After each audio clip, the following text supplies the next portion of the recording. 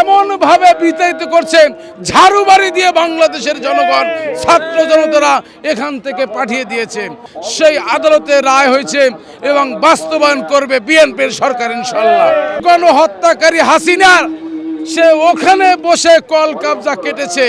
আমিও আমার বাবার মৃত্যুবার্ষিকী পালন করে আসছি ডিসেম্বরে, কিন্তু বিএনপির ভারপ্রাপ্ত চেয়ারম্যান জনাব তারেক রহমান দীর্ঘ 17টি বছর তার বাবার কবর জিয়ারত করতে পারে নাই। কেন?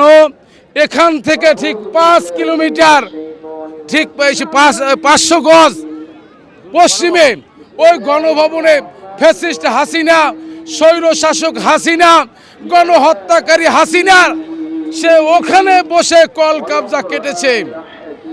এই জন্যই বিএনপির ভারপ্রাপ্ত চেয়ারম্যান দীর্ঘ 17 বছর তার বাবার কবর জিয়ারত করতে পারে নাই এবং তিনি সেখানে বসে লন্ডনে বসে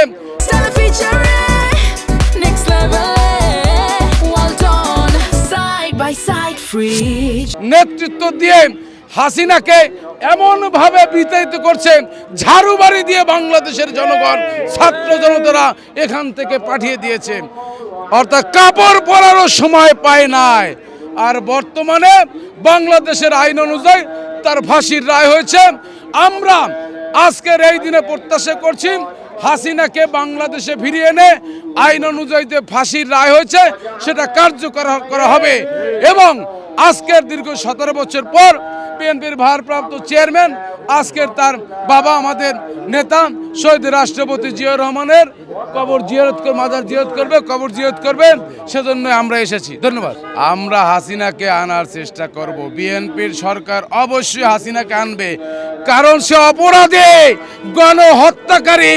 গণহত্যার দায় যে আন্তর্জাতিক ট্রাইব্যুনাল আদালতে, যে আদালত তিনি নিজে সৃষ্টি করেছেন, নিজে তৈরি করেছেন, সেই আদালতে রায় হয়েছে এবং বাস্তবায়ন করবে বিএনপির সরকার ইনশাল্লাহ, কার্যকর করবে বিএনপির সরকার ইনশাল্লাহ।